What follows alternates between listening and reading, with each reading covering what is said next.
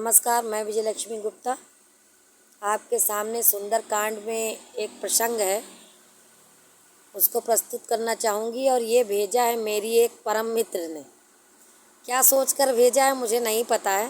शायद वो मुझे गाइड करना चाहती हैं, निर्देशित करना चाहती हैं कि कभी कभी ना लोगों को अहंकार हो जाता है कि शायद मैंने ही सब कुछ किया है या मैं ही सब कुछ हूँ। शायद इसी संदर्भ में उन्होंने भेजा होगा, लेकिन बहुत अच्छा भी है क्योंकि ऐसे मित्रों की ही ज़रूरत होती है ज़िंदगी में।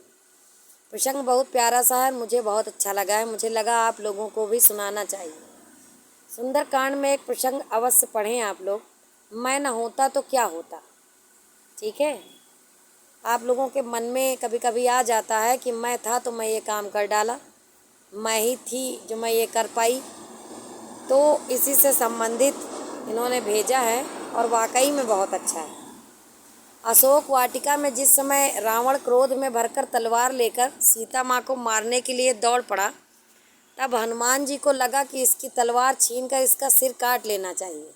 किंतु अगले ही क्षण उन्होंने देखा कि मंदोदरी ने रावण का हाथ पकड़ लिया।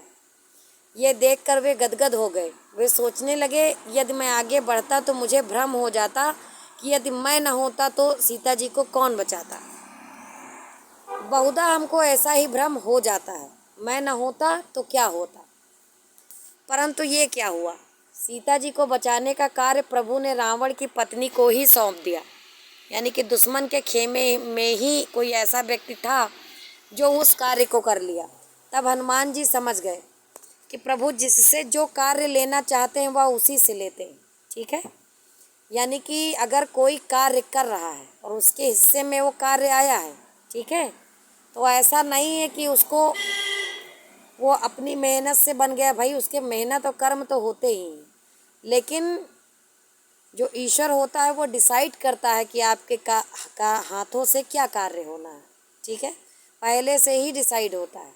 आगे चलकर जब त्रिजटा ने कहा कि लंका में बंदर आया हुआ है और वह लंका जलाएगा, तो हनुमान जी बड़ी चिंता में पड़ गए कि प्रभु ने तो लंका जलाने के लिए कहा ही नहीं है, और त्रिजटा कह रही है कि उन्होंने स्वप्न में देखा है एक वानर ने लंका जलाई है। अब उन्हें क्या करना चाहिए, जो प्रभु इच्छा, ऐसा हनुमान जी ने सोचा। जब रावण के सैनिक तलवार लेकर हनुमान जी को मारने के लिए दौड़े, तो हनुमान जी ने अपने को बचाने के लिए तनिक भी चेष्टा नहीं की। और जब विभीषण ने आकर कहा कि दूत को मारना अनीति है, तो हनुमान जी समझ गए कि मुझे बचाने के लिए प्रभु ने यह उपाय कर दिया है। आश्चर्य की पराकाष्ठा तो तब हुई जब रावण ने कहा कि बंदर को मारा नहीं जाएगा, पर पूंछ में कपड़ा लपेटकर घी डालकर आग लगाई जाए।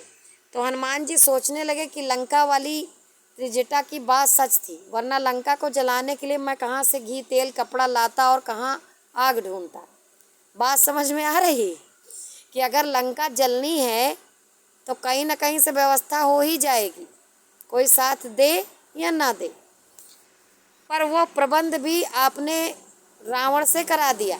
समझ रहे हैं, प्रबंध भी रावण ने ही किया।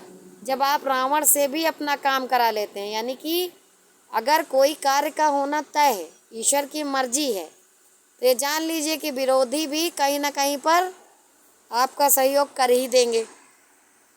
मुझसे करा लेने में आश्चर्य की क्या बात है। इसीलिए सदैव याद रखें कि संसार में जो हो रहा है वो सब ईश्वरीय विधान है। हम और आप तो केवल निमित्त मात्र हैं, साधन मात्र हैं। इसलिए कभी भी ये भ्रम ना पालें कि मैं ना होता तो क्या होता। अरे आप ना होते ना तो प्रभु ने जिसको चुना होता वो होता। बहुत अच्छी सी लाइनें हैं। ना मैं श्रेष्ठ हूँ, ना ही मैं खास हूँ, मैं तो बस छोटा सा ईश्वर का दास हूँ। समझ रहे हैं, ना मैं श्रेष्ठ हूँ, ना मैं खास हूँ, मैं तो बस एक छोटी सी ईश्वर की दासी हूँ। जय जय श्री राम।